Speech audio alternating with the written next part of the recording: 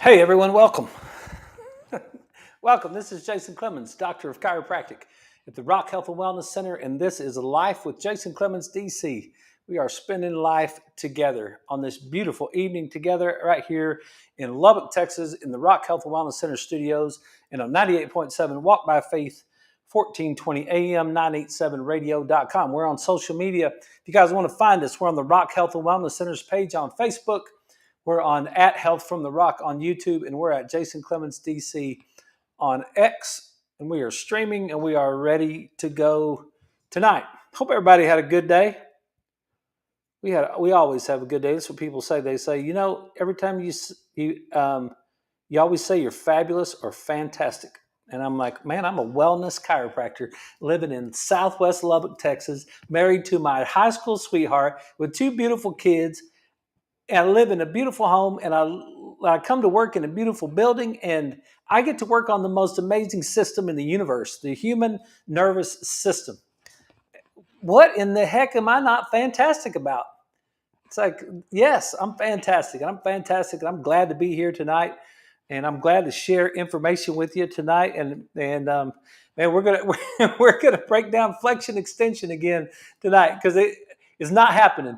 It's not happening out there in the world. It's not happening with close people that are close to me. It's not happening with, I know it's not happening with you either. I just have a feeling. I have a really strong feeling that flexion and extension is not getting conveyed properly. So I'm going to try it again tonight and just to see, because I deal with it all day. And if I'm dealing with it all day in the clinic, there's two things that are going on. Nobody that I get that comes into the clinic, well, this is not true. The majority of people that come into the clinic are not watching this show. They are not paying attention to all of this great information that we are putting out right here. That might be the case, but I know you guys are. Some of you are driving home right now, like you got the radio going, you got the radio at home, you're checking us out on the radio, you're listening to us on social media. And you guys are like some of the healthiest people on the planet. Can you believe that? I mean, you have more information. If you guys have been sticking around with us, you've got more information than 99% of the people in our community. If you're listening to us on the radio, you might as well we want to get some t-shirts made up or something, or get you guys a bumper sticker out there that said, I am the 1%. Because I promise you, these people keep coming into the office over and over and over with this nerve root compression, this radiculopathy, coming like this pain running down your hand, running down your arm to your hand, this pain running down your leg, and this back pain stuff. And it's like, you got to get yourself into extension. You got to get yourself into extension. I mean, I did it to myself this weekend. I lifted Caitlin decided she wanted to get a swimming pool earlier in the summer, and she bought this 18-foot, 4-foot deep, 18-foot around above ground swimming pool from Academy. And we brought it home. It had a hole in it. We tried to get it all put together. We had all the storms. She decided this wasn't going to work. So we put it all back in the box and we took it back to Academy. But I had to put it back in the back of the Leslie's vehicle this weekend so that they could take it back. And it's heavy as heck. And so I used a dolly. I used a dolly, and I leaned it back on, and I brought it over there, and I set it on the back of Leslie's car, and then I reached down and I got up underneath it, and I just picked it up. But I made the mistake is when I picked it up, instead of walking my feet forward, I pushed my hands forward, and I just tweaked my back just a little bit. I did something. I didn't really notice it at the time, but man, later on in the night, my back got stiff, and I got in bed, and I laid down in bed. I got out of gravity, and all of a sudden, I started to feel this twinge in my low back. I was like, man, that hurts, and then I had to figure out, all right, what am I going to do with myself here? So I spent all night moving my pillows around, trying to get me in the right tractioning to try to get that to decompress and take that pressure off that nerve. And I finally figured it out somewhere in the night. And then I worked on it a little bit yesterday here in the office. And I mean, I'm not in any sort of pain, but I get it, right? So all day long, I've been trying to really stay in extension. And so we're going to talk about it again because it's something that we just need to talk about. We need to talk about it till you get it. And then, all you guys that are watching the show, if you'll just send me a text and say, Dr. C, I got it. Please move on from Flexion Extension. And I'll just keep a note. I'll keep a note of how many people actually sent in a message that said they got it. And then we can move along. And until we get it, we're going to run it back again. It's just like coaching football. Like, hey, just run it again. Like we used to do the same steps at Roswell High School, starting two-a-days. Every year I was at Roswell High School.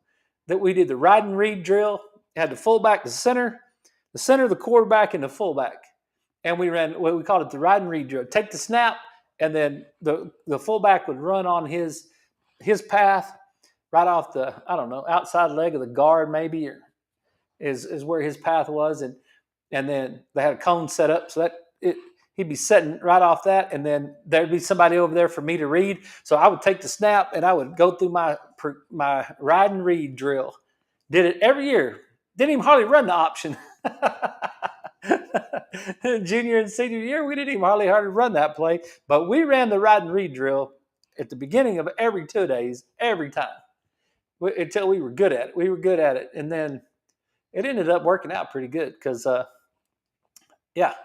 we won 26 out of 28 games. So I learned, hey, run it again, do it right, do it again, do it till you get it. Do it again and do it till you get it, and that's what we're going to do tonight. So, but before we get there, we've got a few conversations that I had today. One thing that I did notice, I went to Littlefield this afternoon and saw some of my people over there, and I saw some people here before I left. One thing that I did notice is that people were better this week than they were 2 weeks ago. Some of the people that were struggling 2 weeks ago, they're better. And I mentioned this, I think maybe on Monday night, or maybe it could have been Friday, about one of my guys that's really having trouble with his eyes and he won't converge, and we've been working with him, and he's been to lots of doctors and all that sort of thing. And he's like, my eyes are actually better this week. That's what he told me on Friday, right? And he's been getting some sunshine. And so I noticed with two of my people today, a couple of my people today, that they're better than they were 2 weeks ago when I saw them. And so nothing else changed. They didn't really change a whole lot of the way that they live on a daily basis. But one thing that is very prevalent right now is sunshine. And there's so much, here's what happened to me, because I remember getting into chiropractic, and I remember thinking that my brother-in-law was the weirdest human being that I knew. Like when I came from coaching, and Coach Dykes retired, and I went to work for my brother-in-law, and you got to realize, from birth until 29, I was just like everybody else I knew. Like I took Tylenol, I drank milk, I drank sodas, I did all that stuff. I got vaccinated, all that crazy stuff, right? I did that from birth to age 29. And then I went to work. My brother-in-law offered me a job. Now think about that. Your brother-in-law offers you a job. But he offered me a job for $250,000 to work 4 days a week. That's what the offer was. That was a lie, by the way. It was just an offer. It wasn't a manifestation. That didn't manifest itself into anything close to that. I worked 7 days a week for an entire year nearly, and it wasn't even close to $250,000. But that was the offer, and that's what got me into chiropractic, was the offer. I didn't have a job. I needed a job. I had a family, and that's what got me into it. I had been around it, but I didn't get into it. And when I got into it, then I started to hear him talk about it, and I started to hear him talk about health, and I started to hear him say some words. And let me tell you what happens to you. Once you start to expand your brain just a little bit, once you start to expand your brain just a little bit and say, okay, maybe this could be true. You bleed 2 teaspoons internally every time you take an aspirin. Okay, is that true? Does that really happen? Maybe that could be true. The lack of the reason you get a headache isn't because of the lack of Tylenol in your bloodstream. Wait a minute. That actually sounds true. Um, you shouldn't be taking. Remember, I said it the other night. Do I take Tums or do I take Rolaids? And it's like, no, dude, you don't take either one of them. What's wrong with you, right? But that's not where I came from.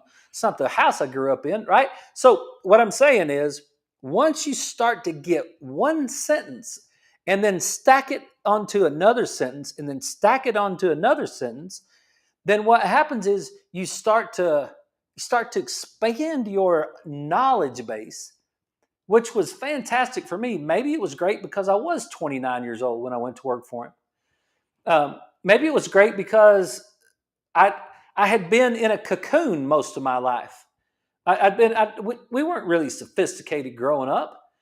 My family wasn't sophisticated. We were hardworking. That was our thing, and I was surrounded by athletes, and I was surrounded by athletics, and that was kind of my thing. And I was. It's not like I wasn't popular, and it's not like didn't get along with everybody in school and all that sort of thing. But I didn't have these sentences that were that made you think about things differently. So I just was around a bunch of athletes. Then I started coaching, and I was around a bunch of coaches, and coaches have the same kind of mentality. A lot of those guys, there's very few Mike Leaches that come along. That's an attorney that changed the whole thing up. And so then all of a sudden, that world was over for me, and I went to work for my brother-in-law, and he was weird. Like, he did not take a Tylenol when he got a headache. Like, he wouldn't take anything when he got a headache. He broke his leg one time and didn't even take pain pills. It's the craziest thing you ever saw. Like, snowboarding in Ruidoso, and drove all the way home from Ruidoso to Lubbock, 4 hours. It was 4 hours. And he was in the back seat of the car with a boot still on his foot. I helped him out of his car, took him into the office and x-rayed him. When I was working for him, he said, and his foot was broken, right? And so his leg was broken.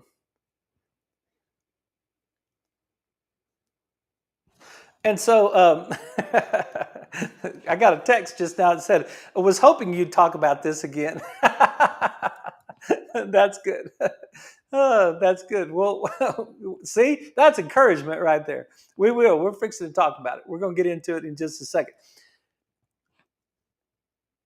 The reason I'm saying all this stuff is because once you start to understand how health really works, not what your mom and daddy told you about, not what this garbage about we get from our government, talking about all this crap that the FDA stuff and the food pyramid and not all that stuff that's on TV, not all that advertisement that we get from all those food companies that lie like a bunch of dogs, like none of them, not that stuff. Not that stuff of health.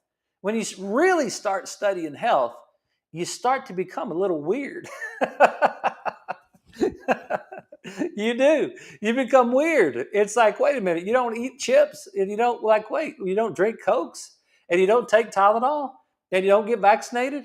And it's like, what's wrong with you? Like, you're like really weird. And it's like, I know it sounds weird. I came from a place that was totally different than that. All my friends came from that same place, and it's like it was different. So the reason I say all that is because it goes back to what I was just saying. Sunshine makes things better. That ought to be a John Denver song or something, right? Sunshine makes things better. Like, my people are better this week because I think they got some sunshine. And and the reason I say that, I'm really serious. Like, I'm not trying to be silly or anything. I'm serious. Like, that makes you stop for just a second and say, wait a minute. How does that work? How does sunshine make things better? What is it about sunshine? And if there's something about sunshine that's in the daytime, then wouldn't there be something about no sunshine in the nighttime? And wouldn't there be something about that actually works? Like, are we supposed to have a bunch of light on our eyeballs? Go ask Dr. Huberman if we're supposed to have a bunch of light on our eyeballs when it gets dark. And maybe that disrupts our sleeping and our melatonin and all that stuff, our circadian rhythms and everything, that when it gets dark, right? What about fall and winter in versus spring and summer? Is there a difference between what time of year we're supposed to do stuff? How many of us do a New Year's resolution on January 1st in the middle of winter and say we're going to start eating right and exercising, and the whole rest of the planet is in hibernation? Not the rest of the planet, the northern hemisphere or whatever. Every place that we are in the United States is in hibernation in the middle of the winter. But we're going to just all of a sudden say, no, we're not. We're going to just kill it now. It doesn't even make any sense, really. Right now is the time we should be doing our New Year's resolutions. We should have July 4th resolutions. We should be March and April in moving into sunshine, because sunshine matters, right? Sunshine matters, and one of the big things that sunshine does is vitamin D. And if sunshine matters and vitamin D matters, and your body actually gets better, then I think we can learn from those things. I think we can learn from them and say, hey, look, there's something to be learned from paying attention to our environment. And I'm not Indian. I don't have any special skills or anything like that. I'm just saying, it's like, and I say that with all due respect, right? It's like I don't have any special knowledge about any of that stuff, other than it's like, hey, look, like, you're better. So another thing you could extrapolate from that would be, what if you're not good today? What if you're not doing well today? What if you're not feeling all that great? What if things are not going well for you? Maybe you need a little sunshine. It's not the time of year to be talking about it, but I've had people lots of times. We were in February, we're January and February, and they were really starting to crash. And I was like, hey, just tie a knot at the end of the rope and just hang on to it right now. You got to get to March. You got to get to March. The sunshine is coming. You got to get to March. And then when they get to March, they're better. Things are better because they're out there, right? So if you're not doing well, analyze your environment right now and see if you might be keeping yourself out of the sunshine too much. If you're not doing well, think about maybe getting on your feet and moving your feet a little bit, so that, and especially when you get out there in the sun and go for a walk, so that you can kill two birds with one stone and get out there and really start to move a little bit, right? So if you're not doing well, go back to those fundamental things, because this is the time to be doing well. You should be doing well right now. And if you're not doing well right now, you have a great opportunity to do well. You can help you can help your family, you can help your kids, your spouse. You can really make a difference. If you're a boss, you can help your employees. If you're a friend, you can help your friend, right? If you're a wellness chiropractor, man, this is like get after it time right now. This is great. Okay, so sunshine is good. Another conversation I had before we get into Flexion Extension is one of my 86-year-olds. She comes from the gym. She gets adjusted every Tuesday. She goes to the gym 4 days a week, and she came from the gym today. And she said that the instructor mixed things up today, and they decided to do a spin class. That's what it was, a spin class.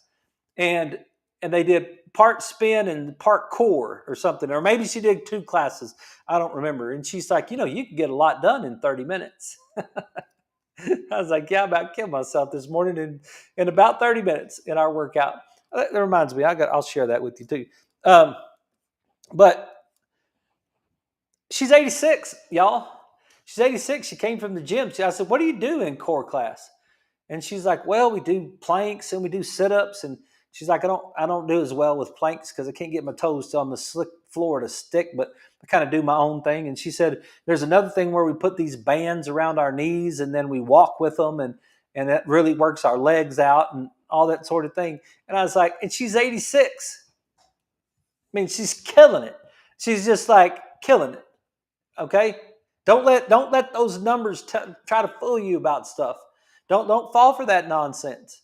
If there's one person that's 86 years old that's killing it out there, then it can be killed. Like, it can be done. You can do it. If there's one guy out there that can do it, then I can do it.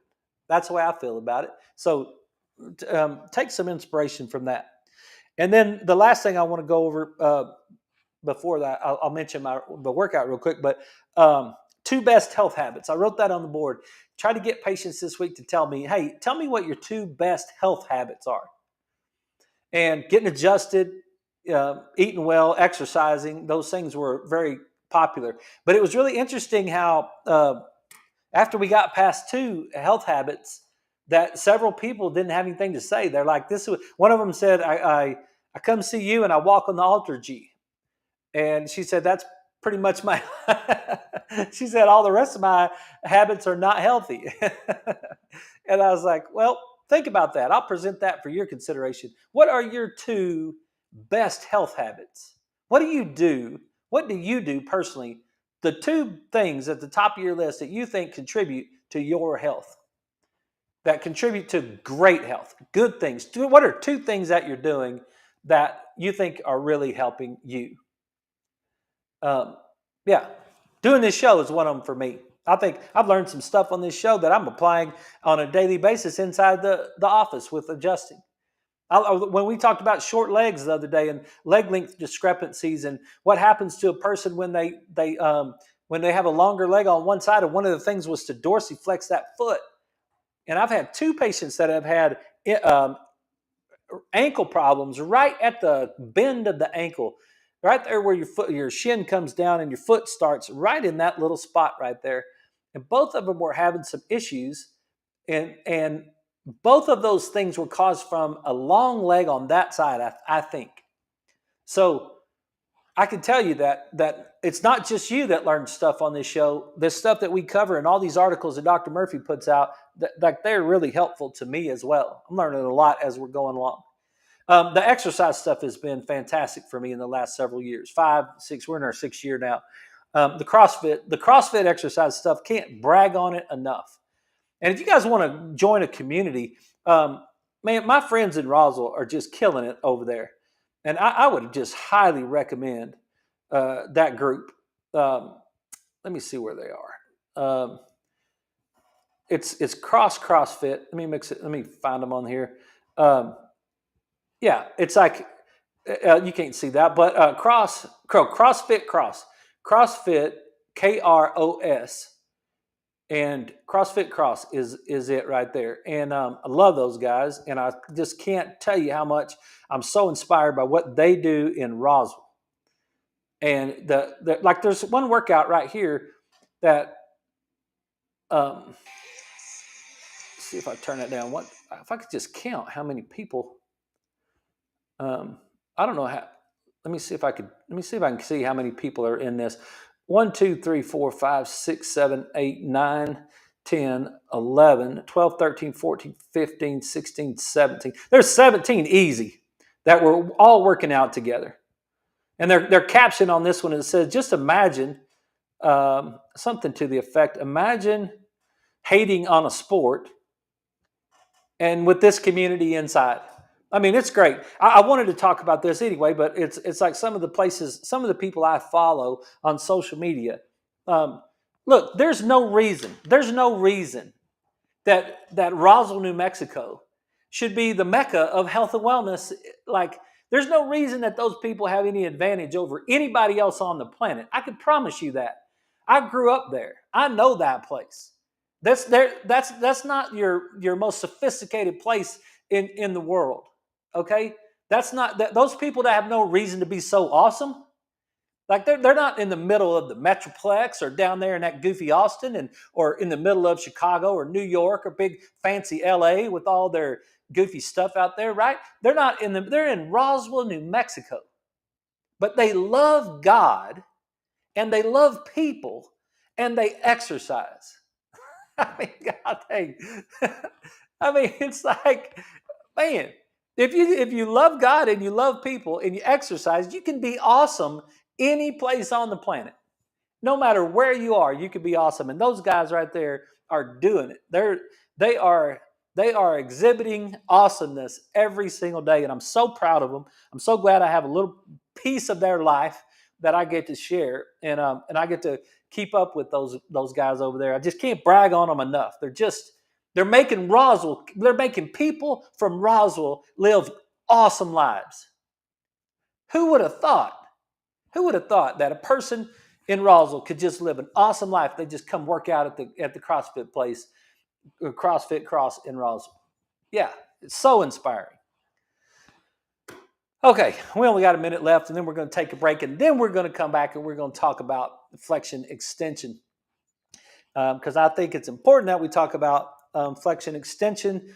Let me see if I can put my workout super quick on here, and this is the CrossFit that we did at the Rock CrossFit today. It was nice and easy, but it'll make your heart beat a little bit. 30 seconds on the bike or the rower. And then we did 12s, and it's just pretty simple. We did 12 side steps, side box step ups. We did 12 ab mat sit-ups. And then we did 12 bench dips. And then we got back on the bike for 30 seconds. And when you get on the bike for 30 seconds, you hit it hard. So you're trying to really push it hard right there. And then we did a rest for about a minute and a half. So we did 5 rounds of that, and 5 rounds in 20 minutes. My heart rate was 155 when we got done, and that's about 90% of something. So hang on, we'll be right back. This is Life with Jason Clemens, DC.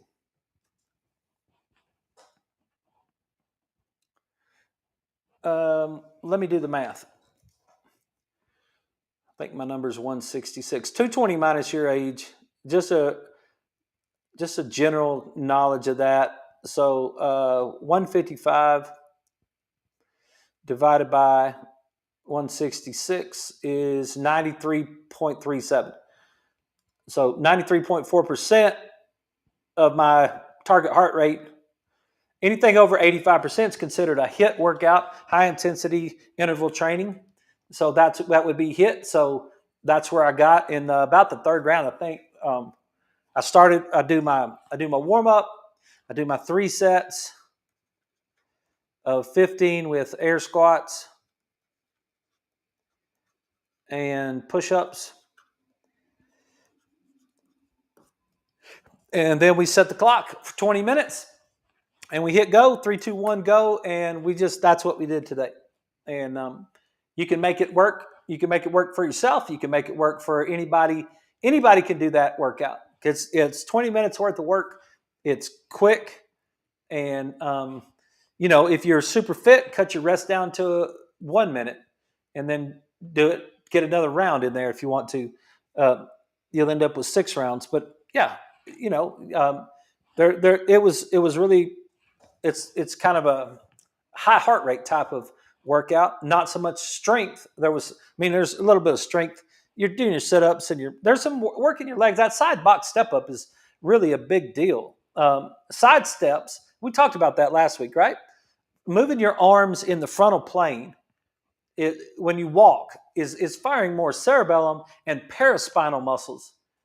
But when you move yourself into the lateral planes, when you move your arms in a lateral plane, you move your legs in a lateral plane, now you're getting more of those intrinsic muscles of the spine and the cortex at the top.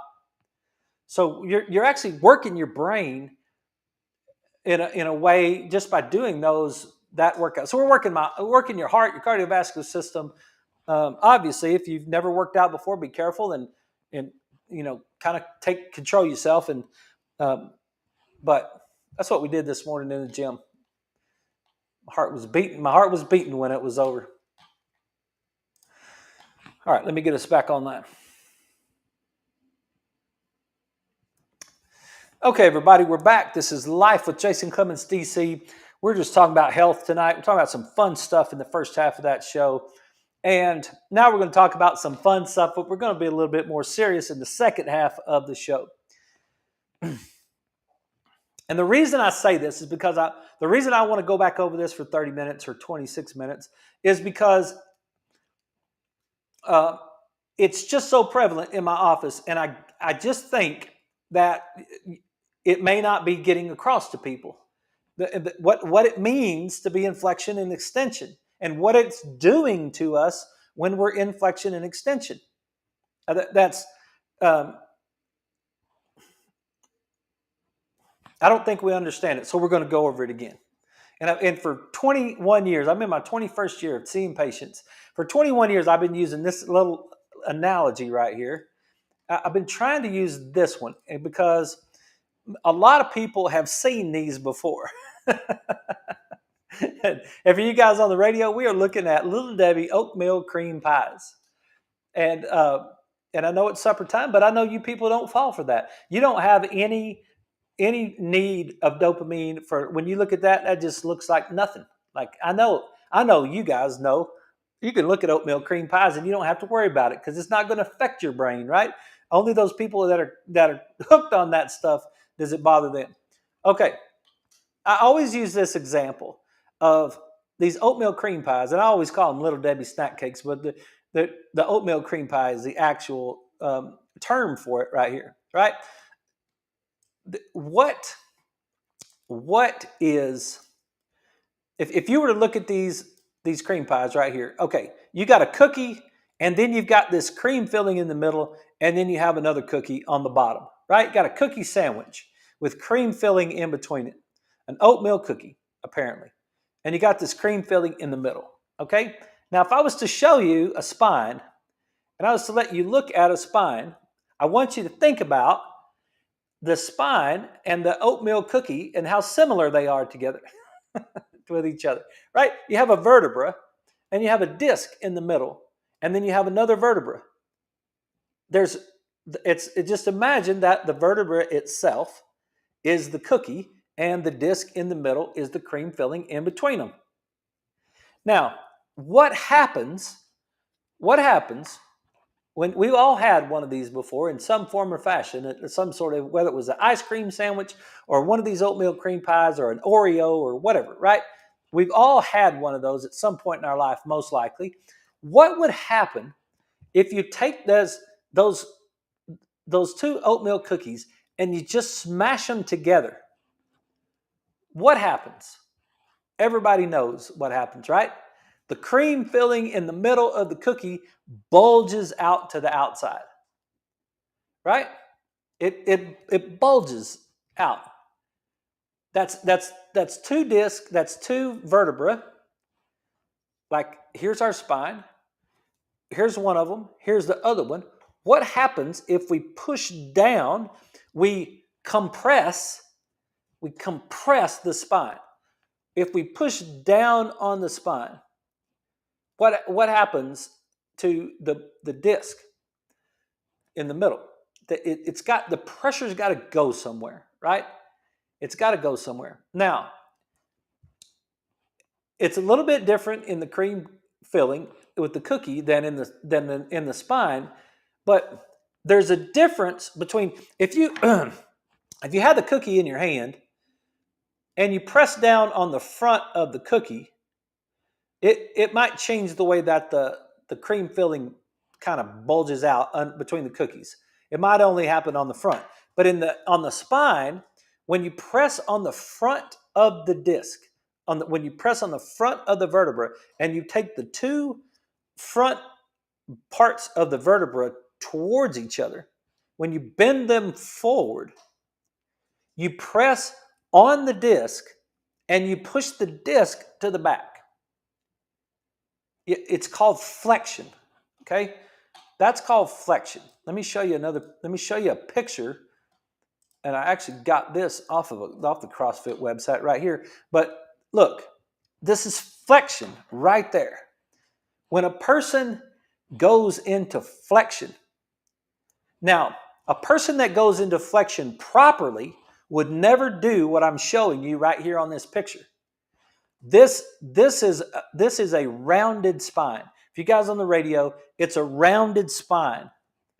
Proper flexion never has a rounded spine. That never happens in proper flexion.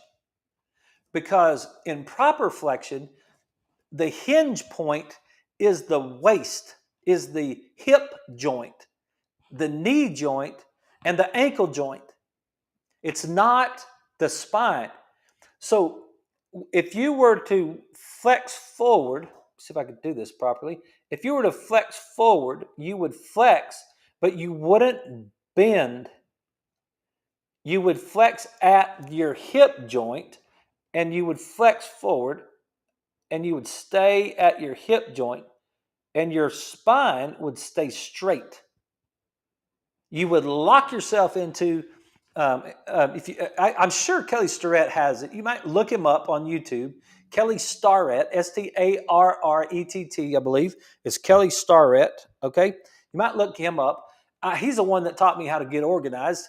So that's the way that you get your body organized over your hips, over your knees, get your abs tight, and when you go into flexion, you do not bend your lumbar spine. You do not bend your lumbar spine in flexion. You don't break. You don't break. You just flex your waist at your hip joint. At your hip joint. And everything else stays straight. So this is flexion. And I see it all the time. I see it all the time in people. One of the things that I try to do is I have my that I try to do in my office is it's called an extension technique, where I actually sit at the end of the table. I put my hand on the person's low back. I cross their arms in front of them, and I put my hand on their elbow on the front, and I try to push in with both hands and raise their lumbar spine. I'm trying to raise and pick their lumbar spine up, and then I'm trying to push their against their shoulders. Their elbows in front. I'm trying to push them over the fulcrum of my hand in the back. I actually have to use my leg. I have to put my elbow inside my knee when I'm down there so I can keep enough leverage of pushing. And I'm telling you, I push against the people all day long that are in flexion in their lumbar spine. They come in with lumbar spine pain running down their leg, pain that drops them in the floor, pain that's causing all kinds of havoc, and they do not comprehend in their brain what it means to be in extension. Like this other picture right here. Now, this is an over-exaggeration of extension that I'm showing on the website, on the social media, but that is more extension. You could just do it just sitting wherever you're sitting right now. If you just bring your head and shoulders up, just bring your shoulders up, you'll put your lumbar spine into extension. And what happens when you put your lumbar spine into extension? You press the disc on the back of the disc, and you push the disc material forward. Let me show you. Because I've got them. I got some disc. And now this is a little confusing because these two pictures are flipped. For you guys on the radio, I've got an overhead view of the spine and the spinal cord and the disc and how that whole thing is all together. Let me see if I might even could make this a little bit bigger. No, it doesn't really give you. Let me try it this way. Let me try it. Yeah, there we go. All right. We've got two different pictures. We got, and we have to orient ourselves for a second. On this first picture right here, the front is down at the bottom of the picture. And then the spinal cord is at the back. And then we're looking from top down. We're looking at from top down onto the disc that's in between the vertebrae. So we've taken a cross section of this spine and we're looking at it from top down, okay? And I want you to notice that the outer shell of the disc, called the annulus, is very thick. It's very thick and it's very tough, and it's put together like rings on a tree. If you ever cut down a big tree, we've all seen that before. We've looked at a tree from cross section of the middle of the tree trunk, and it's got rings on the tree. That I think that tells you how old the tree is or something, right? But so we've got this annulus, and I just always think about it. I always think about it as like felt. If you were to take a strip of felt material, whatever, and then make a circle out of it and hot glue it together, and then put another strip on the outside of that circle, and then put another strip on the outside of that circle, you'll get this laminated tissue that's on the outside. That's called the annulus. In the middle part, you've got the nucleus. The middle of the disc is fluid filled. When you do a belly flop into a swimming pool, it doesn't compress. It hurts, right? It hurts because water doesn't compress. Neither does the water that's in the nucleus. It doesn't compress either. It's got to go somewhere. So when you press down on the vertebra, it's going to push out against the nucleus. Now, if you just push straight down, if you push straight down on all equal sides, what happens is, because the annulus on the outside of a disc is hot glued into the end plate, it's hot glued into the other end plate, then what happens is it's like sealed all the way around. So when you press down on the nucleus from the middle, it pushes out against the annulus and it keeps the whole thing tight. There's no imbalance from one side to the other. But if you flex forward, and let's look at this other picture. This is the other picture is simply the spine turned around. Now the front is at the top of the picture, and we've got the spinal cord. We've got the vertebra coming back here, and then we've got the nerve root that's exiting out right there. Okay, so we've got the outer shell of this annulus. We've got this inner shell of this nucleus, and sometimes in this particular picture, it looks more like a tear. What Stu McGill taught me is that it's like a pinprick in the layers, in the lamina layers of the annulus, and what happens is it just oozes through there. That disc material just kind of oozes back and forth until it finds a place. But this one looks more like we just tore that annulus in that particular case. But this one over here, you can see where there's a little bit of a bulge. You could just imagine that you press on it and you just I don't know, if I was laying in bed and I had a pillow between Leslie and I pushed against the pillow, I could push the pillow up against Leslie, and I could just keep pushing on the pillow, and I'd probably just keep pushing Leslie all the way out the bed. Would never do that, but I could. If I pushed on the pillow, the pillow would touch Leslie, and when it did, if I just kept pushing on the pillow, it would eventually press up against her, right? That's what's happening with the nucleus and the disc and the nerve root. It's getting compressed, it's going up against it, and it's making it bulge, and then when it bulges and it hits the nerve root, if it hits the nerve root, you are going to get a distribution of pain down into different parts of your body. There's different areas that the nerve roots go to. Okay, so if you're in your neck, and we're talking about all those nerves that are exiting out of your neck, and those nerves if you hit those nerves, there's areas that you'll feel pain. If you look at this picture on the back, where there's C5, there's C6, C7, C8.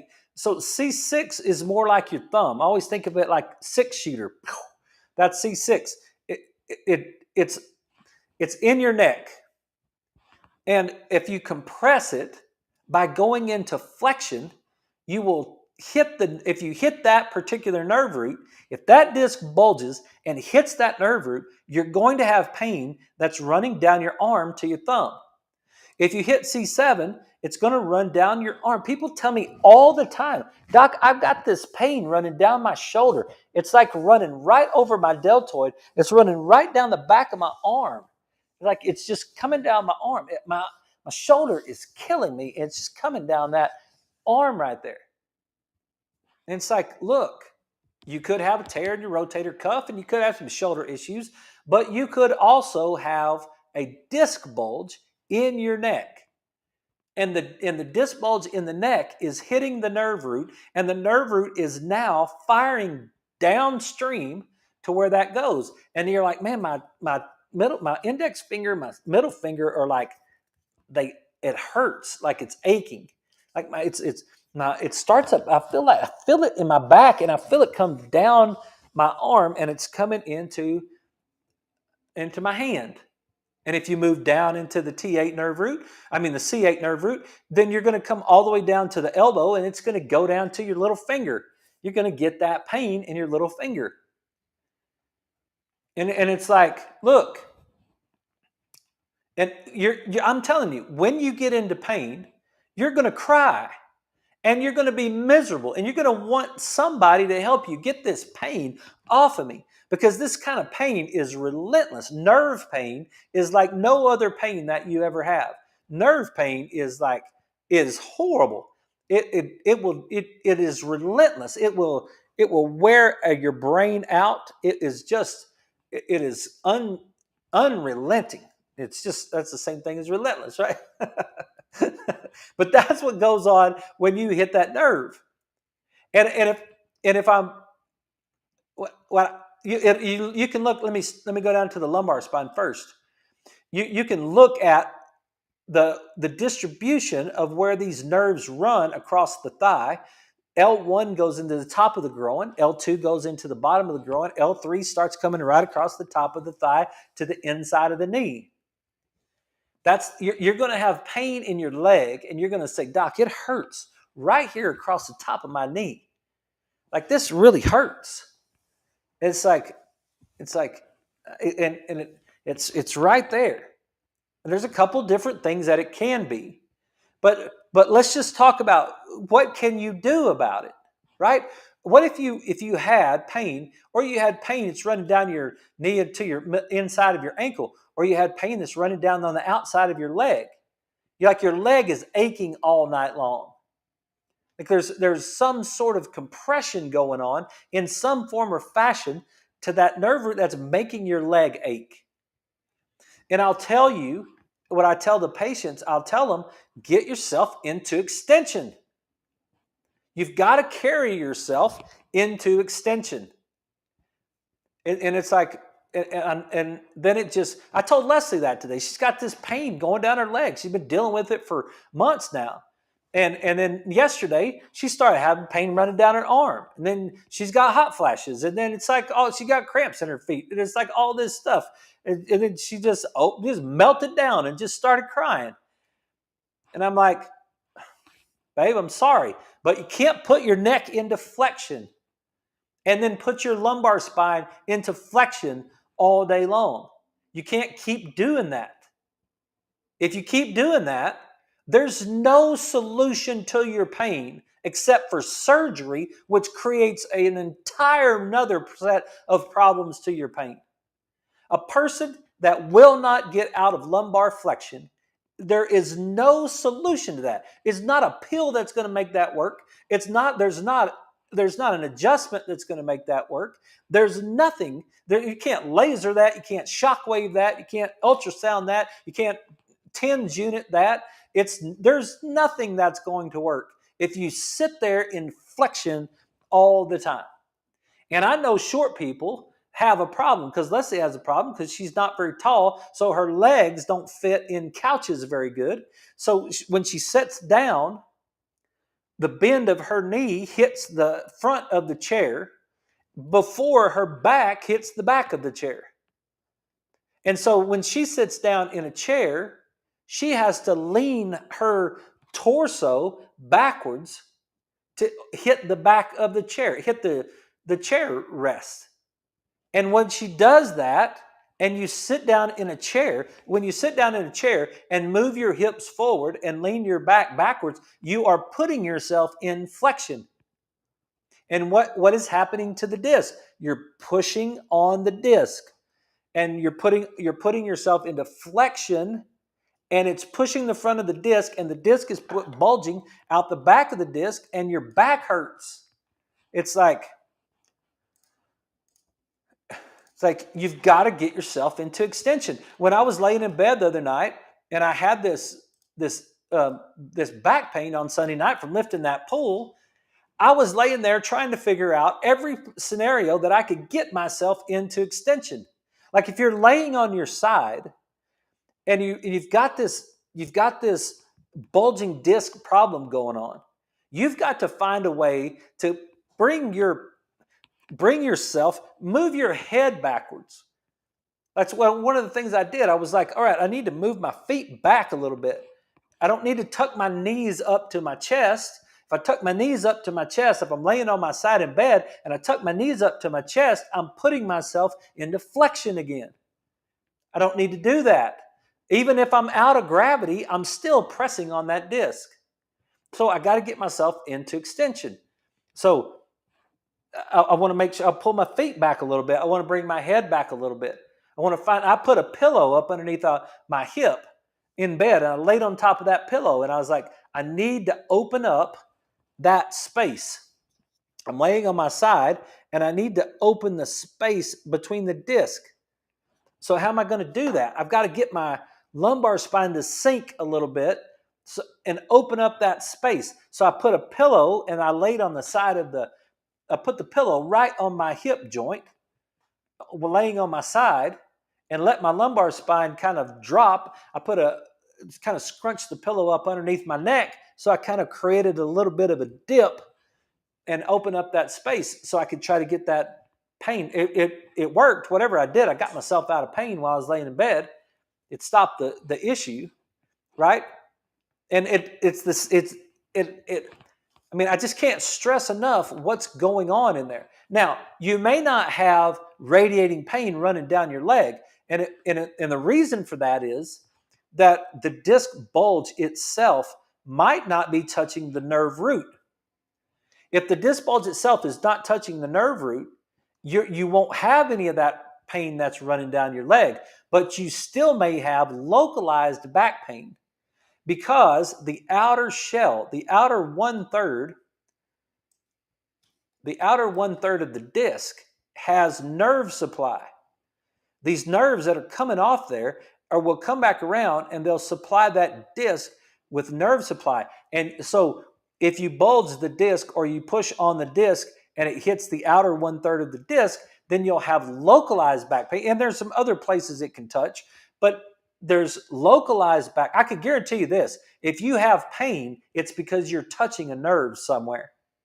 There's no other possible way because pain is in your brain, and there's no way to get from your lumbar spine to your brain without your nervous system. So you've got yourself somewhere along the way. So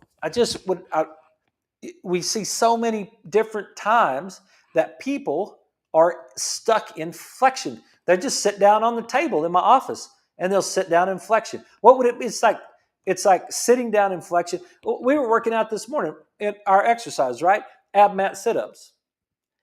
I glanced out of the corner of my eye, or maybe I finished my set just before Leslie did, and she had a couple more sets to do.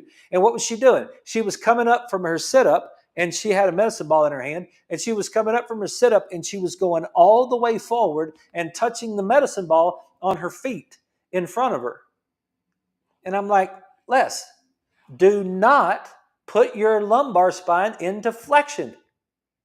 That means when you come up from your sit-up, you have got to be flexing at your hip joint, not your lumbar spine. Your lumbar spine never bends. It doesn't bend ever. Stop it. Hinge at the hip joint. Come up to the top of so when you get to the top of your sit-up, you're sitting in an L shape. because your legs are straight out in front of you, but your body is straight up. And if you leaned yourself all the way over and put your chest on the floor, it would be at the hip joint, not in the lumbar spine. When you lean down to put on your shoes, you do not go into flexion. When you put your socks on, you do not go into flexion. When you put your, now I'm talking about a person that's got a hot low back. You may have room for improvement, but you still should try as hard as you can not to put yourself into flexion. Because when you put yourself into flexion, you compress the front of the disc, you push the disc backward where the nerves are, and if you push them far enough backward, they will hit the nerve and you will have pain. Extension. And maybe tomorrow night we'll go over cervical a little bit so that we can kind of see what cervical flexion with our head down. That's cervical flexion. Instead of getting our curve right. So if you got some pain, I hope that helps you, and I hope that will help you. It could help you tonight. If you got low back pain or neck pain, that could help you tonight. Just getting yourself sit up, get your neck in extension, get your lumbar spine to lean back a little bit, and hopefully that'll take some of the pain off. Thank you guys for letting me do that again. You guys have a great evening. That's all I got for you tonight. We'll be back tomorrow night at 6.